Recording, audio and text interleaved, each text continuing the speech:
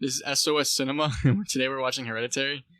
It's a movie that came out in 2018. It's a horror film. I'm Andrew Seelig. I'm Nicholas Pisconti. And I'm Stephen Dwyer. So this movie is about a little creepy little girl. Pretty disgusting looking. Yeah. So pretty much they're just like a normal family. They're not a normal family at all. They're actually really weird. And it starts off at their grandmother's funeral, and apparently the grandmother is the worst person that was ever born, according to her daughter. She's like, hey, she's very stubborn. She doesn't like people. She's very odd. I thought it was a little unnatural. I feel like at a funeral you say nice things, but apparently no. Yeah, I think it definitely weirded me out too, because the beginning, because the mom and the grandmother had bad relationship, and she even makes a note of saying that she left her son away, but when the daughter came around, they instantly gravitated toward each other. So you can already see there's a weird relationship between the weird grandma and the weird daughter that likes to click. Yeah, it was just awkward funeral, I thought. Unsettling. I would agree. One thing to point out in the funeral is that the creepy little girl named Charlie, she bit into a Hershey bar as if it was a granola bar. She's bit into it, and she didn't take the piece out. She's bit into it. No tears, just looked at her dead grandmother, just ate a chocolate bar, and then walked out. Without even breaking the pieces off. It's kind of like Satanist type things from the start. Who doesn't break off a piece of their you can Hershey tell bar? You can tell the vibe pretty early on. Definitely. Honestly, at the very beginning when it just starts you off, and I think it shows the treehouse first, and then it goes into the window, into the house, and you got the dollhouse, and it zooms in. And I'm gonna be honest, I started watching this movie last night at 1 a.m. and I saw that dollhouse and I was like, nope, not doing this tonight. I want to sleep tonight. I'm okay. Yeah, the movie actually, I said the movie started out at the funeral, but it actually started a little before that as they were zooming into a dollhouse, which I'm not really sure what that meant. Want to get into that later, or is that I mean, we can touch on it briefly here a little bit, without spoiling any too much as we get into it. By the way, if you haven't seen the movie, watch it before. We were kind of going through the movie sequentially, but yeah, go. Definitely. But yeah, so without giving too much about the end of the movie, but you can kind of see in specific scenes that the dollhouse is in, that when the dollhouse is in the scenes, the rooms that are lit up are the rooms that the people in the family are actually in, which is kind of interesting. So it's it's just weird because the mom makes the dollhouse and makes all these things, but it low-key has its own spirit, energy about it. Yeah. It's kind of creepy. What's the kind of doll that Victorian? Huh. Wait, what? The drama dolls or something like that? No, Voodoo. the voodoo. It kind of had a voodoo doll vibe, even though voodoo vibe for sure. Yeah, because it zooms in, and I love that shot. Actually, they zoom into the kid's bedroom, Peter, and then it's actually him waking up. Yeah, it's almost as if they're just puppets. Kind of gives me exactly. Krampus vibes. If you guys have seen that when they zoom into the igloo. Krampus. But yeah, similar to that for sure. Also, right after the funeral, I kind of noticed this. When the mother was talking to Charlie, she's like, "Charlie, are you okay?" And she goes I forget exactly what she said, but the mother. Oh, she went, but she said, the mother said, "You were her favorite," and then Charlie responds, "She wanted a boy." And the first time I watched that, I thought nothing of it, but as we'll discover later on. Talk about that a little later on. Pretty important for sure. Pretty important fact. I watched the second time. I was like, whoa. Also, kind of want to bring something up to y'all. Just get your opinions on it, but not even I'll phrase it this way: if you were growing up with Charlie in your house, and you witnessed some of the bizarre things that were happening with her. Because if you notice, her brother, her mom, and her dad, kind of don't even, acknowledge that she's off. She's weird. Oh, dude. For sure. So weird. I knew if she was possessed right off the bat. Yeah. What would, if that was your sister, I would not feel comfortable, sleeping in the same house. Heads off of birds with scissors. Yeah. Making these dolls. I'd be like, "Hey, Charlie." Those were literally not even voodoo dolls, but just pagan dolls that she had. I'd be like, "Hey, my little sister Charlie, you want to go to McDonald's and get a Happy Meal?" And she'd be like, "No, I want to kill birds." And then I'd be like, "Okay, let's kill some birds." And then I'd drive her straight to the adoption agency. yeah, I think so either the adoption agency is a good spot or like the fire station. Is I also agree. Another good one. I think she's a little old for the fire station. She might kill everyone there. She's a little creepy little girl. Yeah, But anyway, another thing is the mother, when she was walking through the old grandmother's her room, she saw a note about sacrifice. Like, we need to make some sacrifices. Obviously, I knew it was gonna happen. Some kind of crazy shit. It was a horror movie. Like, come on, we all know what's gonna happen. right. Someone was Also, gonna I think die. that's another thing too. Is pretty cool about this movie. Is that you're kind of introduced to the fact that the mom, at least, is involved in some cult. Like, right from the start, you're introduced to that. Like, we're aware of the fact that she's got her own like traditions and like weird group of friends that she chills with. I honestly did not pick that up until the second time I watched the movie. Okay. But Wait, the mom or the grandma? Sorry. The oh, grandma. okay. The grandma, I thought you yeah. were talking about the grandmother, but we'll get more about the mother later on at the end. Yeah. What I think about her. Yeah. But yeah, the grandma, she said at the funeral, like, she led a very private life. There was that line, she goes, I honestly feel guilty talking about her Right. in front of you because she just kept everything so private. Yeah. And, like, clearly, it was because she had some interesting stuff going on behind the curtains. We touched on it once briefly, but so I think the first weird scene that we see is the bird scene at school when Charlie's out at recess and just like cuts that off the bird. No, but first, remember, she makes the bird. I don't know if she does, but like, literally, the teacher's like, stop working on your doll, finish the quiz first. Oh, right. And the music starts playing, and she like looks, and then the bird slams into the window and kills itself. Right. And everyone's like, oh my god, and she just stands. She's like keeps unfazed. sitting there. She's Also, I don't know if you guys picked this up, but you know Joanne? yes. So Joanne's the one that Annie goes to see. Annie's the mom. Annie goes to see her kind of for like consolation. Yeah. Later on we'll get into why. But I don't know if you guys realize, but right off the start of the movie when she's going for the bird, Joanne's actually across the yard or across the street looking at Charlie That's who from the she start. I knew someone was looking at her. I didn't know. That was I- Joanne, okay, yeah. Okay. Which Oh is my like God. really interesting. So, I mean, we're going to delve deeper into that, but you can tell that there's like, I mean, this isn't even like, I mean, we'll get to this deeper, but Joanne was one of the grandmother's friends, and like for her to be there from the start just watching, you can tell there's something off about this girl. Yeah, and I just want to say something that was really off about the family. I remember when Father Steve got the call from the graveyard about something happening to the graveyard, and Well, that's later on, right? no, it was like kind of early on in the movie.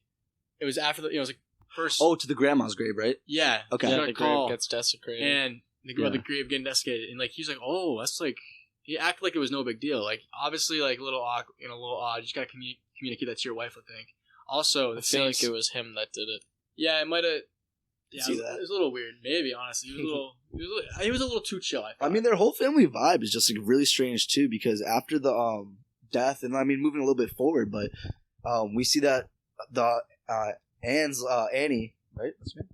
Who? The mom. Yes. Yeah, Annie goes up to Peter and is like, "Why don't you take Charlie out to the high school party that you're going to?" And we go like, back a little bit. Then we No, went to that. okay. Before we get into that, real quick, when the father got the call from Mhm. from the graveyard, Annie, the mother, she's like, "Oh, I'm going to the movies," and throughout the movie, she keeps saying, "I'm going to the movies and going to grief therapy." But I don't know. I just thought it was kind of weird acting, weird like setup. How do you go to the movies like that much and not even ask, "Yo, what movie did you go to?" Like it was kind of like their family just did not communicate. Well, I Well, with could her. have just said I'm going to grief therapy. right. Yeah, I that- think that yeah. honestly, what that was is just that the husband and wife maybe just didn't have a communicative relationship at that point, you know, and Didn't didn't seem want to like ask, it. don't ask, don't tell type of deal. Like you just didn't really care, you know, Yeah, it was going through their own I grief thought it was processes. odd. Like the whole way they talked was just very weird. Right. Also, go back to what you're talking about, the party when Alex asked for the car. Like, first of all, he said he was going to a school barbecue Yeah, he told her. at night. School First of barbecue. all, yeah, and then like the mother knew there was gonna be booze. So why did she tell the daughter, like, "Hey, bring the creepy little devil child"? she's And definitely she's 13. she's too. 13. Yeah, she's not even in high school. Like really So strange. bizarre. Also, really interesting too, because Peter doesn't even put up a fight, and Peter's not even like no. Like I mean, he does say like, "Did you even ask Charlie if she wants to go?" But kind Yeah, of just like, he okay, doesn't whatever. want Like to I'll be mean take to her. his sister, I Yeah. guess. Yeah. That's what I'm saying. They're off. They're just off the whole And family. honestly, like to have your little sister be there at a party, and I know that like he's kind of the stoner guy. He has that vibe about him, but you have this like little sister at a party, and you know there's Terrible like position something to put yourself in. right, and you know that there's something off about her though. From like he must have, like you can tell from the beginning, just watching her in the beginning, there's something off. She's allergic to peanuts. She's allergic to peanuts. Like, why would this man not keep an eye on her at least throughout, like a little bit, or like go at least go to one of his friends at the party and be like, "Yo, keep an eye on my sister." For real. Or like actually keep an eye on her. I love how they tossed that in the beginning. Just like she bites the chocolate bar in the funeral, like you were saying. And honestly, when she bit into that, I could have sworn it sounded like a Crunch bar with nuts in it. And the dad's like, "Is there nuts in that?" Right. And he says that in the first 5 minutes. You're just like, "Oh, well, that's gonna come into play." Right. I mean, like, what would you like what if someone brought their little sister to a party? That's just like socially weird. Like, you don't bring your little sister to a party. Oh, for sure. This kid is clearly socially weird. And then the first thing he does when he goes to the party is he goes up to like the girl and he goes, "You want to smoke some weed? Or the best weed?" Like, I don't know. Like, kid was just socially awkward. Just trying to fit in way too hard. But like, he's just that weird kid bringing his sister to the party. So really weird. Well, yeah. He's got bigger and brighter plans. Also, also that too, and also he grew up from some really weird parents, so that didn't help. Yeah, although I don't know. I mean, maybe Charlie's got her own thing going on, but also, how didn't Charlie? This is my little hunch, because as we get on throughout the film's like length, I think we'll come to see this too. But I think Charlie knew there was peanuts in that cake. Like. I think like, she looks at it and like she knows what's good. She's seeing like them cutting off slices. She saw it. Like there was like nuts on top of that cake. She's 13. She's not stupid. Right. She's not. It's not like she's like 6 or like 5. Like she knows. I think she ate that shit on purpose. Didn't he tell her to get a piece of cake? He did. Yeah, for sure. And she was just like, yeah. But he like fulfilled the prophecy. If your sibling went up to you and was like, and you had a peanut allergy, it was like, go eat these walnuts, like just to get rid of you, and you're like, okay, would you like go up and eat them? Like I don't think that like anyone that was aware of their allergy would necessarily put themselves in a position or not even ask someone, be like, hey, is there nuts in this? So that leads me to think that like maybe she knew, and I think she did it on purpose. She ate the cake. That's an interesting take. Are we moving to what happens next at this point? Man. Sure, yeah. So, let's get into it. Want to talk about it? Everyone's, if you're listening, you've seen it, so you know what happens. Personally, I don't know about you guys. I mean, like, I don't know if I looked up the actual background of the demonic possession of what happens like in the movie, and one of the things they talked about was like you need to sacrifice a girl, but they said beheading had nothing to do with like the real thing, like people were like actual Satanists and shit. But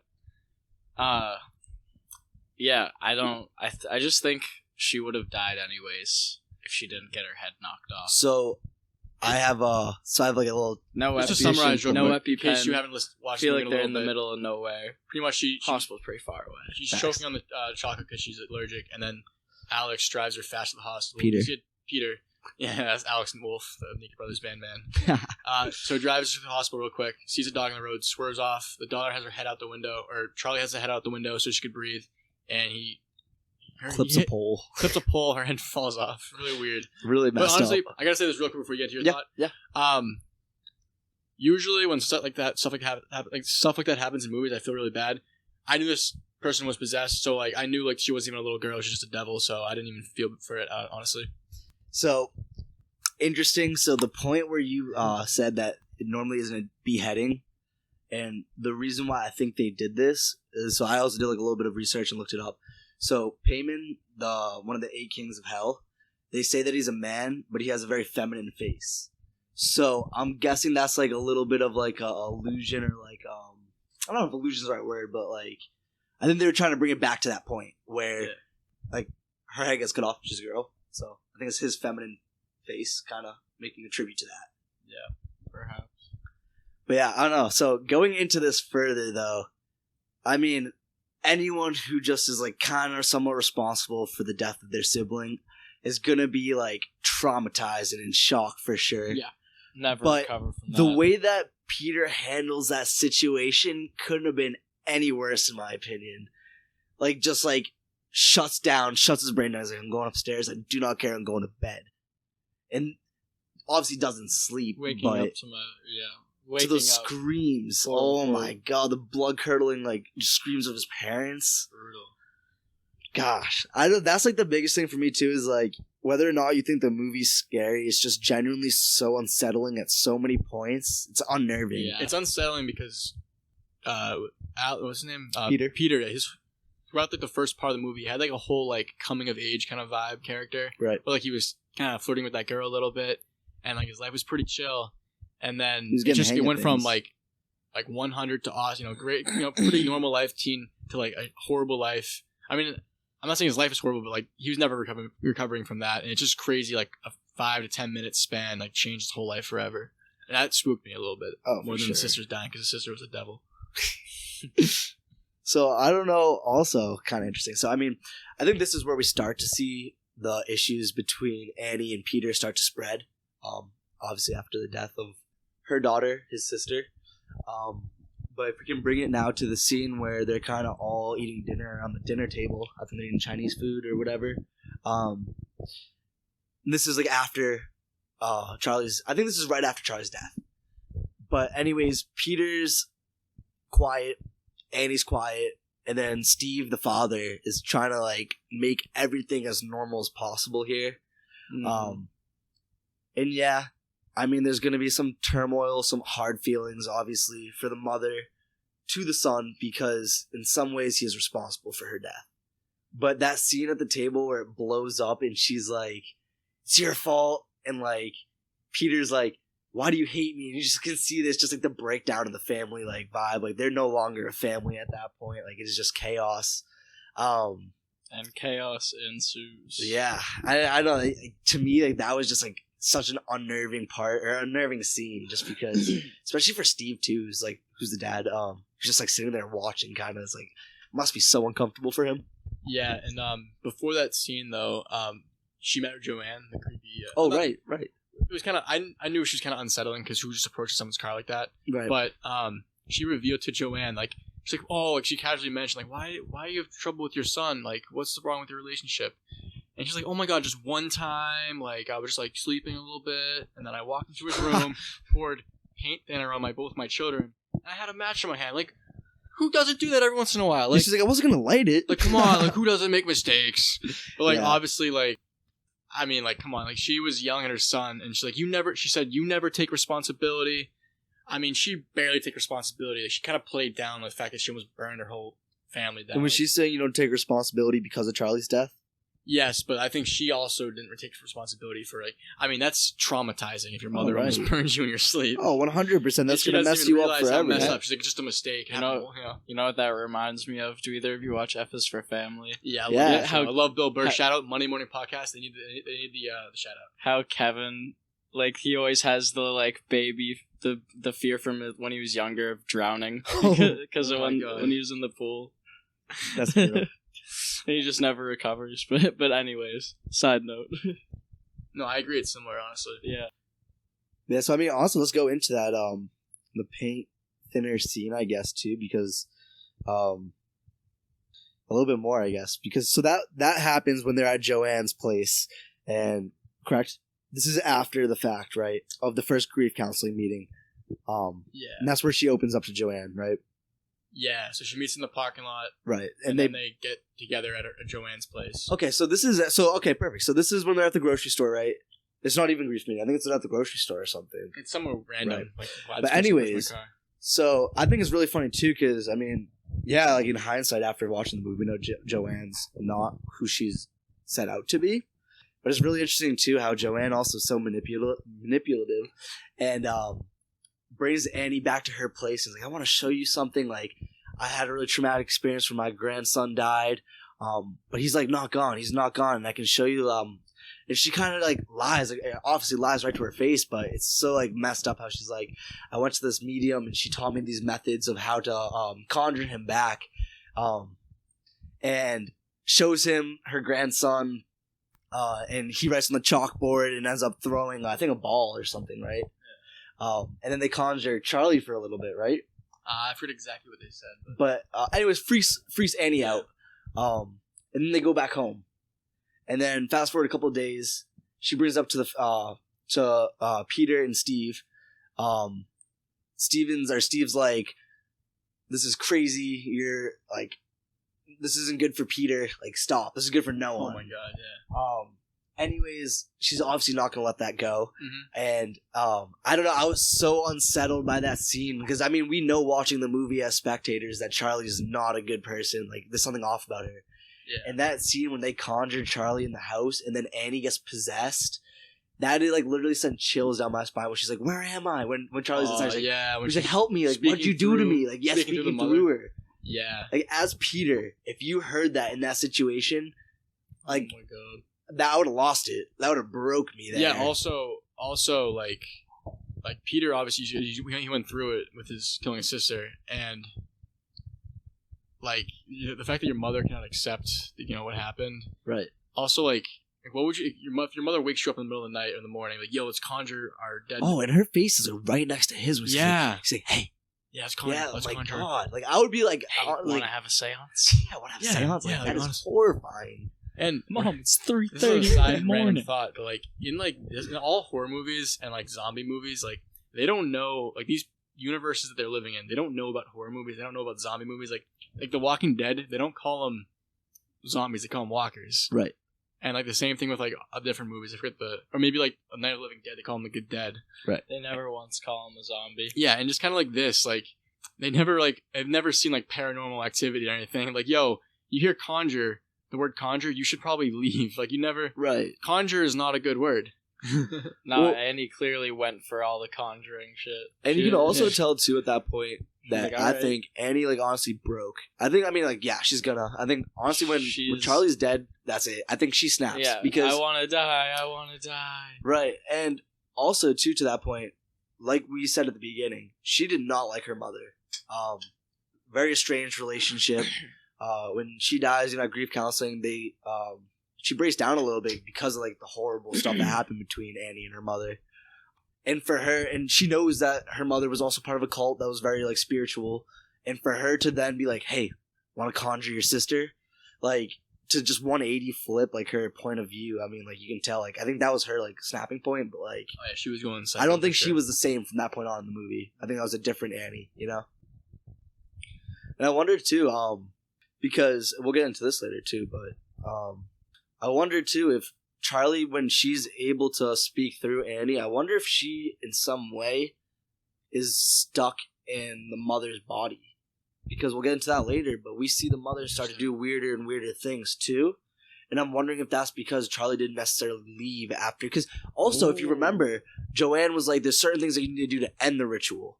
And once Charlie starts speaking through Annie, and Steve's freaked out for Peter and doesn't want that to happen, they kind of just like abruptly end it, shake her awake, and they don't actually end the seance.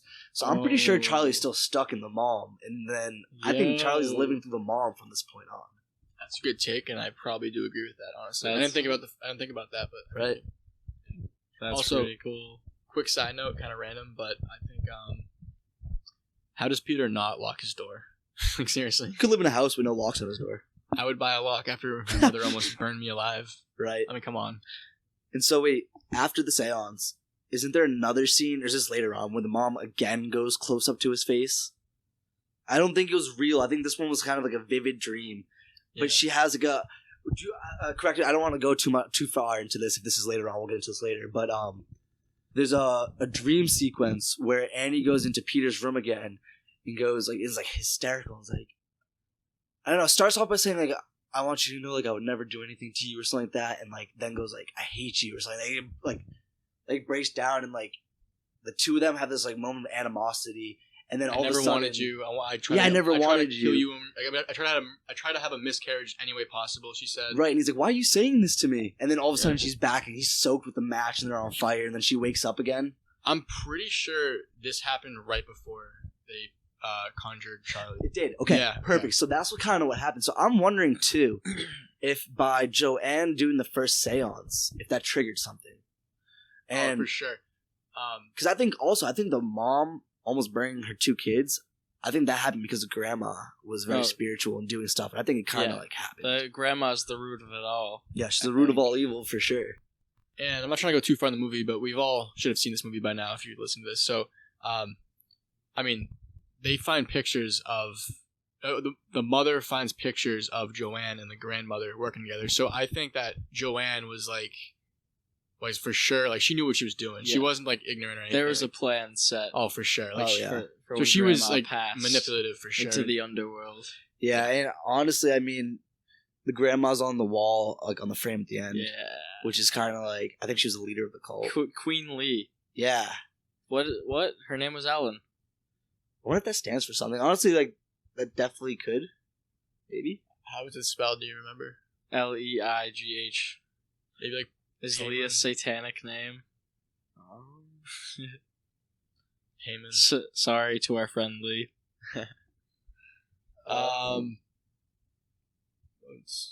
Yeah, it was really I'm not seeing any, like, reference to it being demonic. Yeah, no, I figured not. That's just random. Yeah, Maybe it that was is an error. interesting. I know that was an error. Everything happens. It's pretty weird. I mean, yeah, it's definitely some meaning that. Oh, for sure. Maybe it was just like a short. There's just so nickname many of like Ellen. little details Oh, in this could be. movie. I don't know. It's a stretch. We haven't talked at all yet about. Actually, no, we're getting there. Never mind. Maybe lead us up into it. Oh, anyway, so you want to listen to that, or just what were you about to say? I was gonna talk about Father Steve a little bit. Okay. It's also funny that you say Father Steve. Yeah, well, Because kids in can't say like Steve, sophomore year of high school used to call me Father Steve. I called you Father Steve. No, kids from my grade. I mean, if it's the beard, definitely makes you look fatherly. Steve. Yeah, he's got a nice Be my beard. pop. That was pre-beard. This man, was? this man Steve can grow a beard if you guys can't see him, which you can't. So use your imagination. But Father Steve, he was very. He's kind of an interesting character. I think he's probably the most normal for sure. Yeah. I think. But Also, he was- quick side note: I didn't realize till halfway through the first time watching that he was actually the husband of Annie. I thought he was like Annie's father that was just sticking around to help. There's a huge age difference. I also Right? that was I in my had no notes. idea, I was dude. like, Father Steve, really old. them kissing in bed kind of gave it away for me. No, I won't lie. I still at that point I was like, why is she kissing her dad like Still that? I was so uncomfy. weirded out. That's But why. yeah. But also, yeah, he was repressing himself a lot. Like he was trying to hold it. He was the glue. He was trying trying to hold together. it in. And when Peter smashed his face into the desk, he drove him home and he started breaking down at the wheel. Also, he took I think he took like medication. Like they showed him taking the pills and swallowing the pills. He was on his own antidepressant. But also looked like Bill Gates. That's the main thing I got up from his character. He looked like Bill Gates. So basically, Bill Gates, good dude. You're saying? Also, we want to put our condolences out to Bill Gates, who went through a hard divorce. He needs the help now. Did he actually?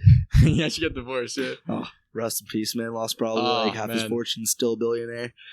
I think he'll get over it. So we're opening a GoFundMe to Bill Gates if anyone wants to help him through the divorce. And the GoFundMe, actually, instead of going to Bill Gates, we'll handle the money and then we'll personally hand it to him. So don't worry about it. Your money's safe, but it just will be in our possession first. And don't be selfish. Bill Gates needs that money. So. Yeah.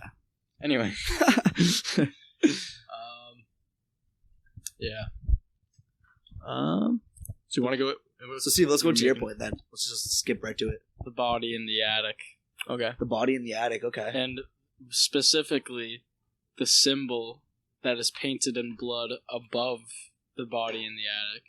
The same symbol that when you go back to the beginning of the movie and they're at the wake for the grandmother, Charlie goes over to the casket to look at her deceased grandmother, and she's wearing a necklace with the same symbol. And also she bites that chocolate bar again while she's looking at her dead grandmother. Right. Satan child. But So that symbol is like recurring. yeah, it's funny too because I'm wondering too, and I mean like, I'm just gonna say it. I know like this is discovered at the end, but I'm wondering if the grandma conjured Payman into Charlie when she was born, or if Payman was like already Charlie just right out of the womb, you know? Because I know that they say that the grandma left the son alone and instantly attracted to the daughter, Charlie. Mm-hmm. I'm wondering if it was because it was just a girl and that she was able to conjure Payman into him, or if it was because Payman was born into that body.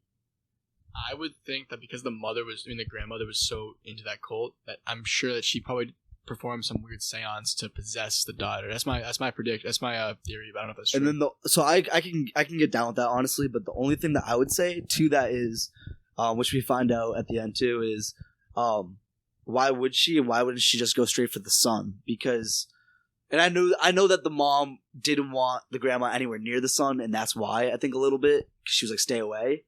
But at the same time, doesn't the grandma's spiritual powers, you think, would be able to like reach the son? You know, like why would she put Charlie through that, knowing that Charlie's just gonna have to die? I remember. I don't know. I remember when they were at grief therapy. The mother was at grief therapy the first time, and she was talking about how the mother was like, they kind of weren't like, she stayed away from the mother for a long time, and then like she kind of needed to move in with them. Right. So maybe it was between, and that's when things got. She even said it, right. That's when things got weird with. Yeah. So maybe Peter was born and he was fine, and then like the mother moved in after Charlie. I mean, after Peter, and then when Charlie was born, she's like, "Oh, I need to take advantage of this to get payment." Right. Also, really interesting side note. I don't know if you guys picked this up, but the telephone pole in which Charlie gets beheaded, the symbol is also on that telephone pole, which then leads me to believe that every single plot event in the movie was planned out by the grandma. She knew what was going down, and it was all synchronic. It was supposed to happen that way.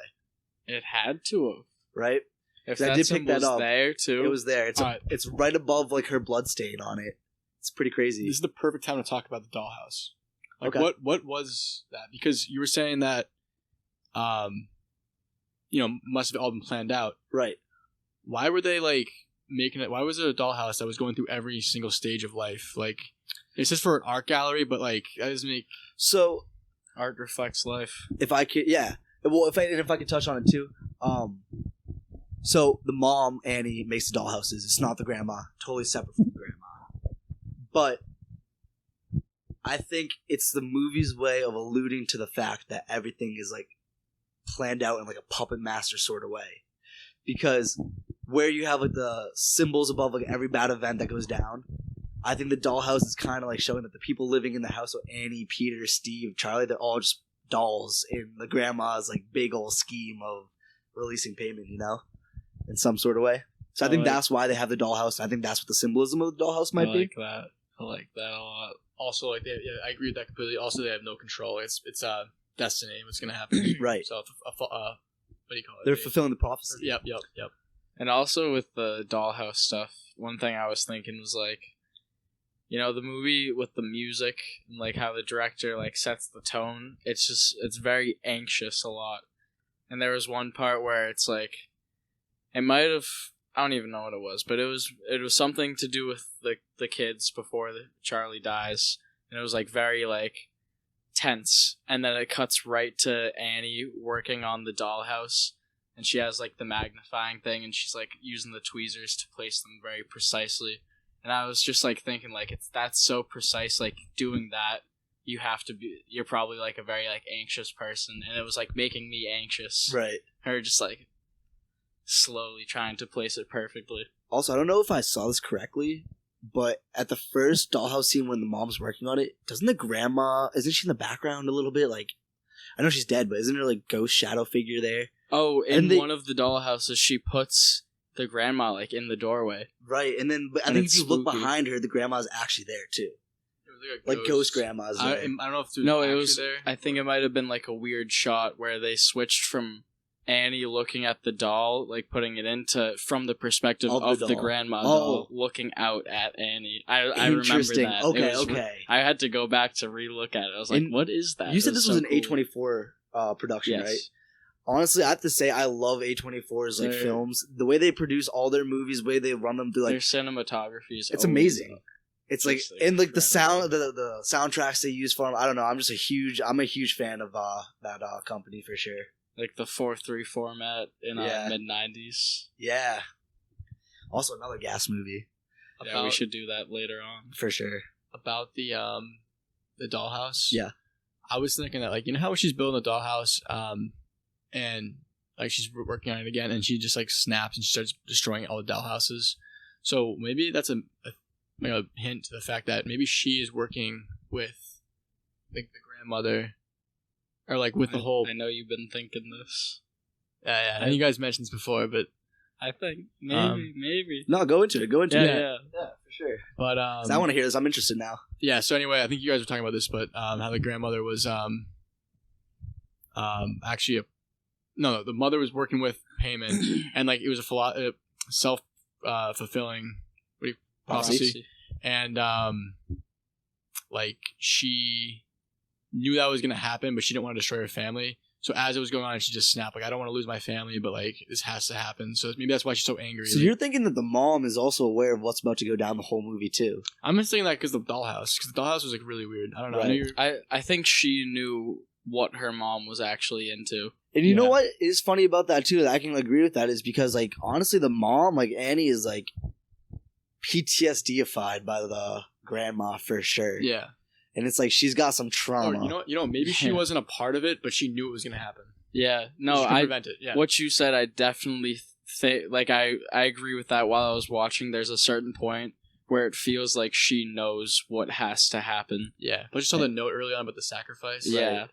Like she knows, and she's just like, fuck it, I gotta. And honestly, so if we can fast forward now back to that conjuring of Charlie in the house with Peter and Steve, and how we mentioned that Charlie like never left, and Charlie might have been stuck in Annie. I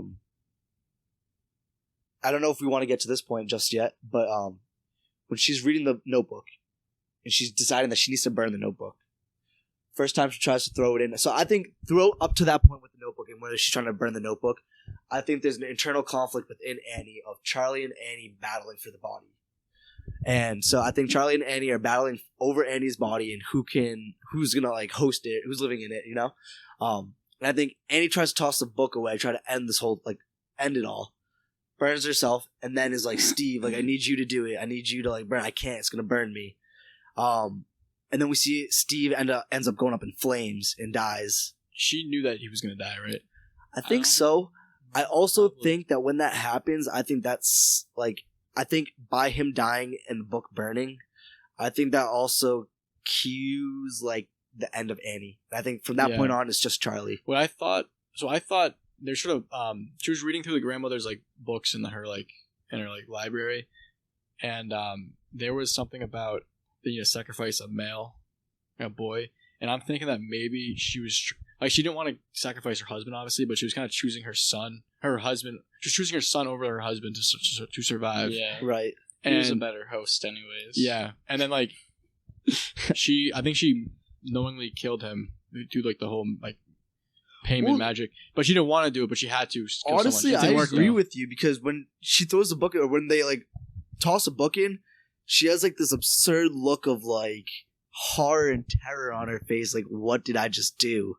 You know? But was that the scene we were just watching, where she has that look, and then she like switches? Yeah, and then she just when she switches, that's why I think Charlie's in. I think Charlie's in from that point. That's Charlie, and I think that's also why when Peter comes downstairs, this is after he's So actually, let's backtrack a little bit, because this is where I get a little confused too, or like where I don't know if I can get fully down with that, because so Peter at school, we then see too that Joanne has been like lurking outside his school, and then there's one scene outside in Peter's school where she sees him from a distance, and he's like, Peter, like, I expel you from this house, like, you know, remember when she says that?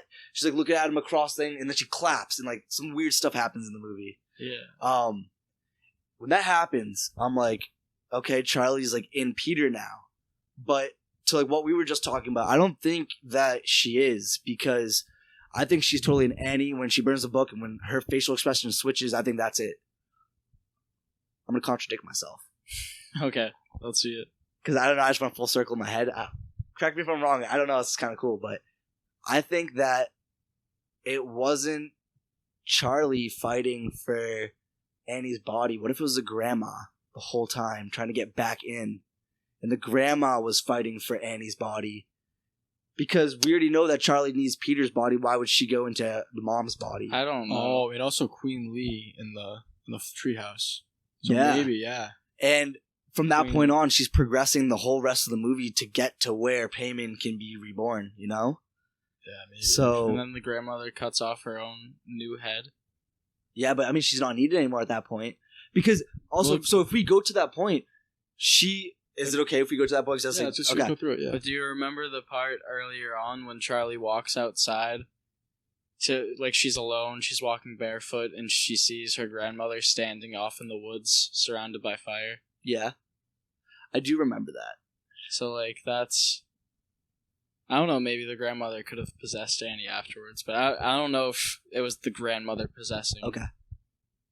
But, I mean, who are we? Right, Who are right. we to say? I mean, hey, that's the magical thing about movies. You can go either way, right? But, so... Interesting to note too. So we can backtrack too after this, but I just want to get this out there because I think it's really cool. And while we were watching the end with you, Steve, I just kind of realized this. But so when Annie's up on the attic, the top of the attic, like cutting her head off, and she forces basically Peter's like, "This is it. I'm jumping out the window." And Peter yeets himself out the window. Yeah, I'm pretty sure Peter dies when he jumps out the window. For sure. Because if you notice, there's a orb that floats onto him. the same orb that earlier on in the movie Charlie's in her room and it goes across her room. And so I'm pretty sure the orb is Payman. And I think the orb was in Charlie. You think it left Charlie then? Left Charlie when Charlie died because it needed to get released, right? Because it couldn't be in that host. And then Charlie in some way gets into Peter or something, I don't know. Or Peter at that point is just like, I'm done, I can't do this anymore. My family's like, my dad's dead, my mom's cutting her head off. I think when he fell out of the window, I think he was definitely dead and he was possessed when he walked to the treehouse, for sure. Oh no, he was, because you see the orb go into his body. Yeah, and also... And the click happens right when he gets back up. It's like, and then he's up. Don't be scared, son. He went to the treehouse and he says, Charlie, we have a new healthy male body for you. Also, right, the first one was Payman, one of the 8 kings of hell. Yeah. Yeah, so that, I don't know. I mean, that, low-key, was pretty, well done, I think. Because I totally missed that the first time, watching it. And honestly, when I finished it the first time, I was really confused how Charlie got into Peter. And I was really confused how that whole transition went. But now watching it again, seeing the orb, that makes sense. What I really do have an issue with, or not an issue with, I don't really understand how this happened or what happened, was that scene when Peter's in school and his hand is held up to the sky and it's kind of bent forward and he's low-key seizing out a little bit and starts smashing his head into it. That was after Joanne was I expel you from this host, right? Yeah. Does that symbolize Peter leaving, or does that symbolize I don't know, what do you mean, what is that? I don't thought get maybe what that the is. spirit was trying to actually pick him up and just physically destroy him. You know, Payman's spirit or Charlie's? Huh? Payman or Charlie? They're the same people, aren't they? No. Charlie is Payman, Payman is Charlie. I don't. Well, Charlie's the girl, but Payman's the a host, demon. Yeah, but Payman, she was the host for Payman, wasn't she? I think Payman. I guess you're right. Payman Yeah, was Charlie allegedly. for so long that he started to think he was Charlie. Kind of like Johnny Depp kind of thinks he's Jack Sparrow a little bit. yeah, a little bit. Yeah, for sure. But okay, wait. Exactly. So then, if that's the case, how do you explain the scene where Peter's in his bedroom? I think it's after he breaks his nose, but then Charlie's there and she's in the wardrobe. Do you remember? And he knocks over the wardrobe and shatters it. What was this? Is that happening? Remember? He's in his bedroom, I'm pretty sure. And Charlie's in the corner or something. Charlie's in the room with him.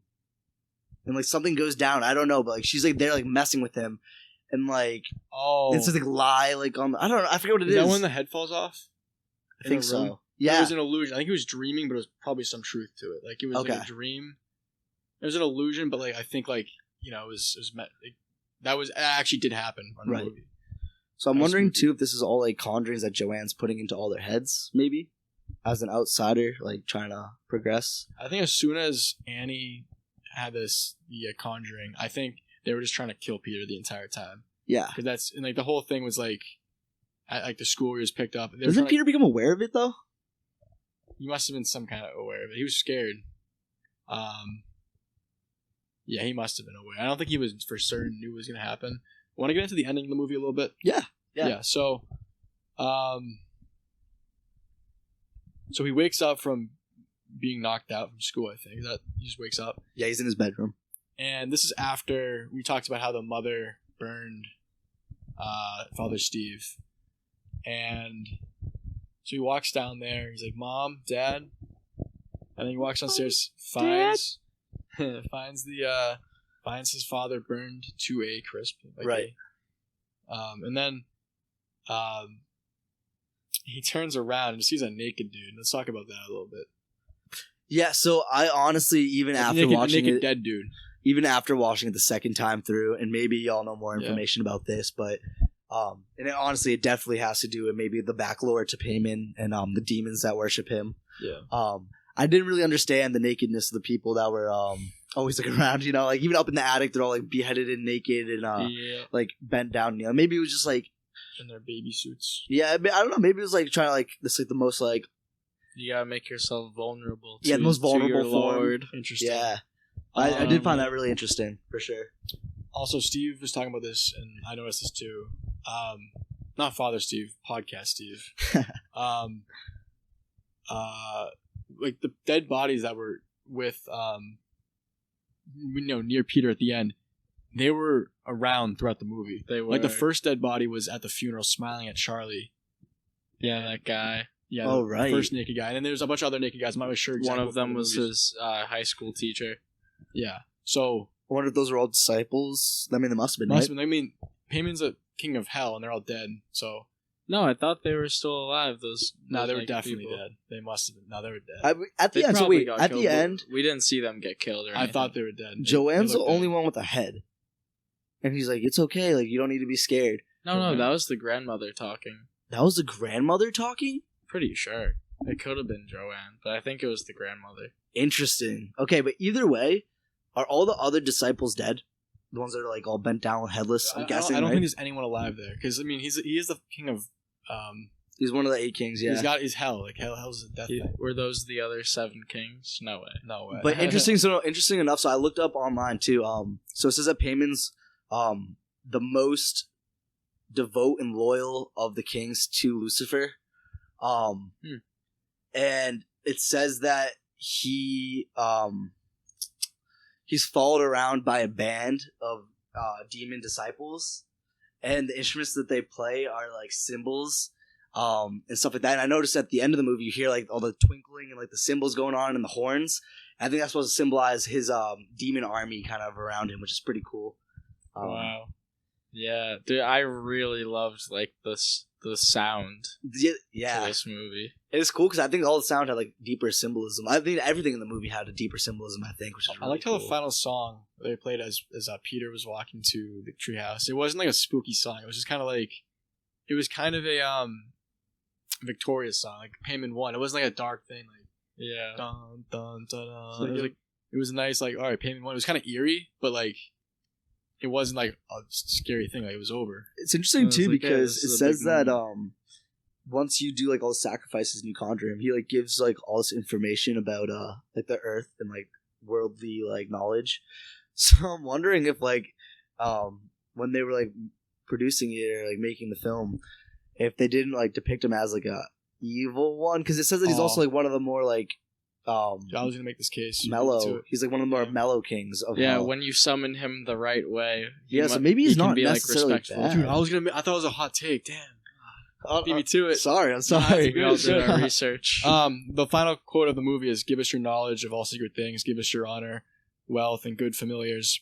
Bind all men to our will as we have bound ourselves from now and ever to yours. Hail Payman." Yeah, that sounded kind of like a regular prayer towards the end, like after the part where they said we shunned the Trinity and all that stuff. It's also interesting too that I mean, like as in like real life right now, satanic worshippers and stuff like that. I know like that has a bad rap, but I'm pretty sure like Satanism got a bad rap. Well, I'm pretty sure Satanism is actually just like the worship of like nature, and really? Yeah, I'm pretty sure like as like a religion, because I looked up too. There's a symbol. I'm gonna look it up.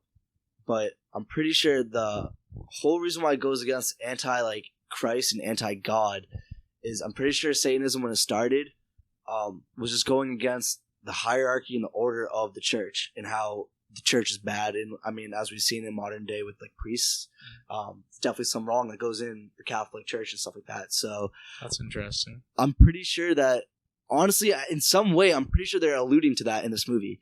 And maybe they're trying to show like obviously they're not. It's not good. They're beheading people. But I don't know. I mean, maybe like you said, where it didn't end on like a negative note with like bad music. Yeah. Maybe they're trying to show that.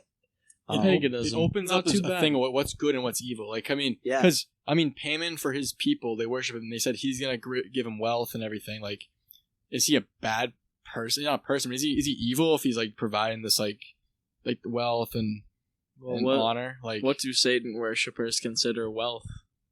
I'm sure like just prosperity and like stuff like that. Like, I'm sure like They're in just looking abundance. for a good 9 to 5, nice house, Yeah, maybe get a dog. they just want to be. I'm sure people in hell just want to be happy too. You know? Okay, ready? So this is what I looked up before, where I got that other information.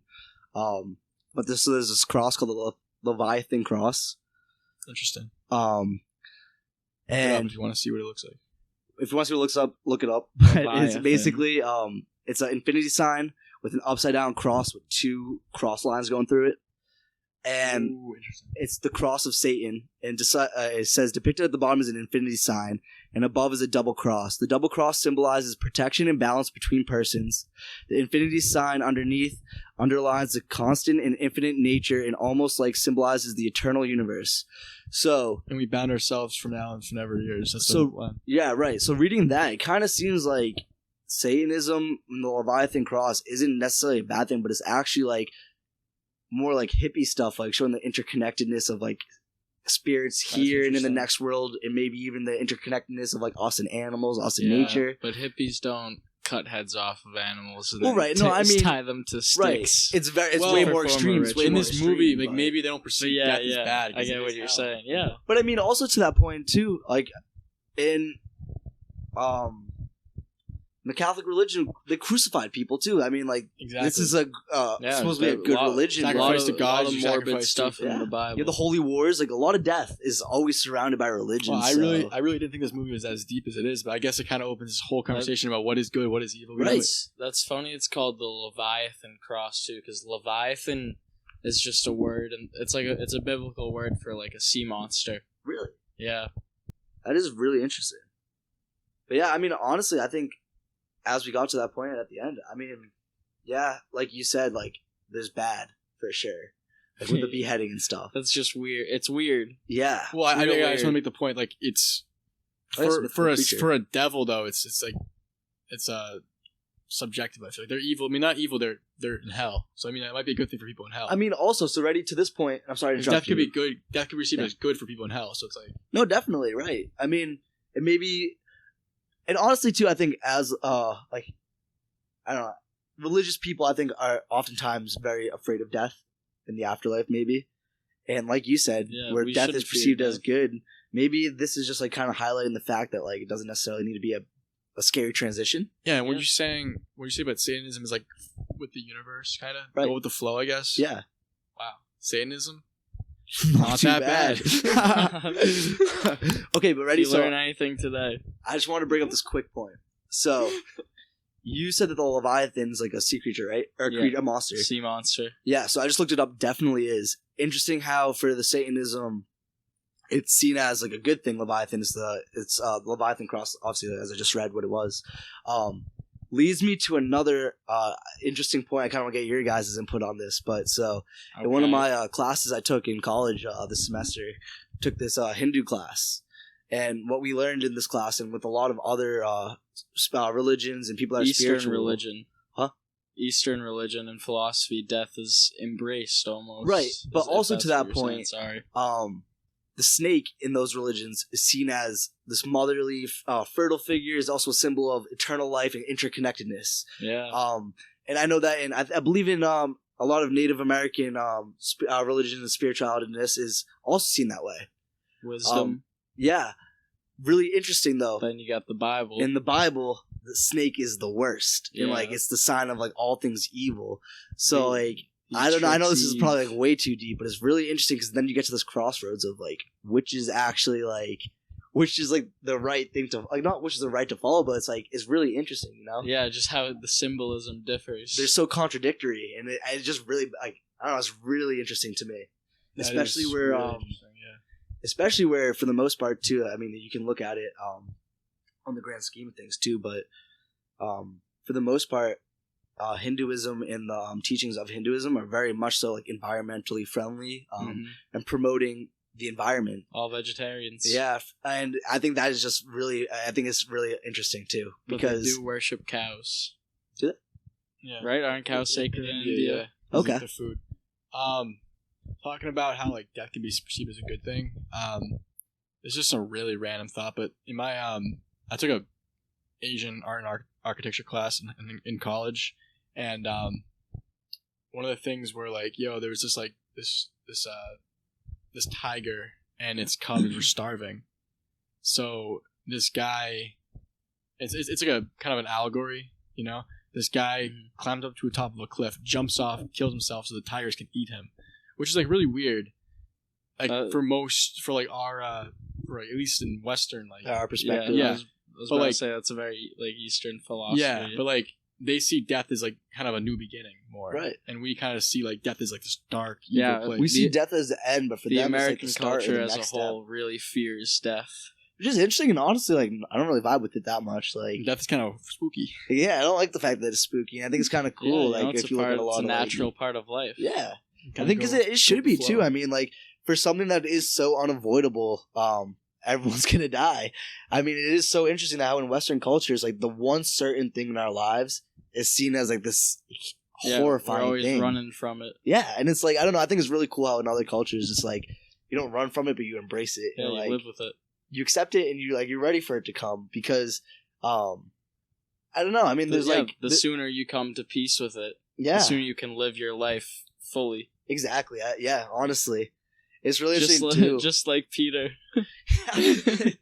Literally, but it's really interesting too because a lot of times too for so in that class one of the professors that guest spoke for our class was talking about his trip to India, and he was just researching the area, researching Hinduism, and when he was talking to people that were worshiping Hinduism, they made a note to say to him like to make sure that he got involved and like to like be a part instead of just watching them practice their religion. They're like take part of it, like try it out for yourself. And him being a scholar of religion, he obviously went into it with an open mind, but wasn't necessarily like like something like spiritual is going to happen. And one of the cool things that he did mention, and I don't know, stuck out to me was there's this practice of sacrifice, animal sacrifice, for some of the goddesses in Hinduism. And there's this goddess Hidimba, and Hidimba is one of her sacrifices. She's is an animal sacrifice. That's how you give praise to her. And it's really interesting that so the way they view their gods and goddesses is that everything's interconnected. So if the goddess is happy, then she'll bless her disciples with like rain, good fortune, and stuff like that. So, which was really interesting that stood out to me in his talk was that one time when he was in India, he saw the sacrifice. As soon as they sacrificed the buffalo to Hidimba, in that area that hadn't seen rain in a couple of weeks, it instantly started to downpour. And he went up to some of the disciples or the worshippers of Hidimba and was just asking their perspective on this and was like, is this like a coincidence? You think it's weird? And they're like, oh no, this happens all the time. Like when we do these sacrifices, it's just something that happens. Whoa. And I don't know. For me, I think this is also like, it's so cool how like other cultures, other parts of the world, like I feel like in Western culture, spirituality has kind of been seen as like, like, you know what I mean? Like we're no longer in tune. Yeah, we're no longer in tune with our religion or with Western religions. And it's kind of seen as like this like dated thing. Like cosmic stuff or whatever you want to call it. But for like other cultures, like it very much so is relevant and like it's not seen as like hocus pocus, like you know what I mean? Mm-hmm. Where Western culture honestly will oftentimes it's not science backed, there's no data. Right. I don't believe it. But yeah, I don't know, I think it's just so cool, so like eye opening to see these different perspectives for sure. That's crazy. Yeah. It was a buffalo? I believe so. I could be off on the animal, but I believe it was a buffalo sacrifice. My God. But yeah, it was pretty cool from what he was telling us. Like, I don't know. It's pretty awesome.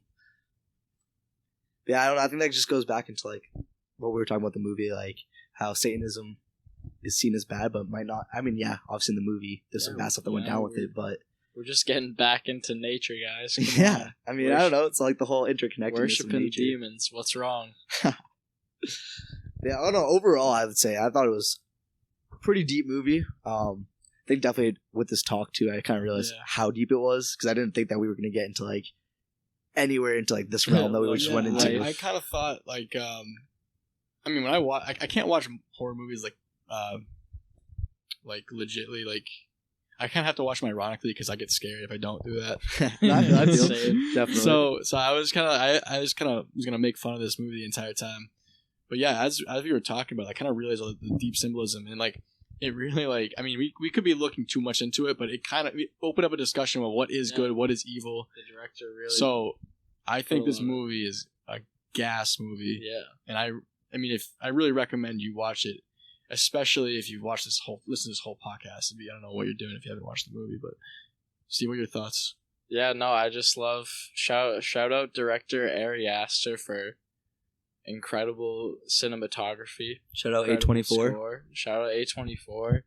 And I really loved all just like the hidden meaning symbolism. It was great. If you guys get really diving into it. Yeah, I really enjoyed this one, honestly. This was an awesome talk. Yeah, I honestly, similar to see, like, I don't like watching horror movies that much. I wasn't really looking forward to doing this, but once again, good time.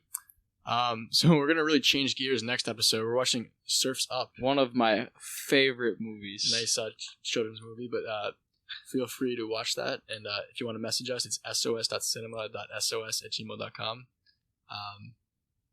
Yeah, thank you for tuning in. If it's a good message, we'll read it on the podcast maybe. And thanks for listening. So that's SOS Cinema. SOS. You said it wrong. It's not SOS Cinema. It's SOS.cinema. The dots are important. SOS.cinema. No, Simina? No, guys. For real, though, it's sos.cinema.sos@gmail.com. Thanks for watching. Bye-bye. Bye. Check out SOS Cinema on all podcasting platforms for access to all episodes.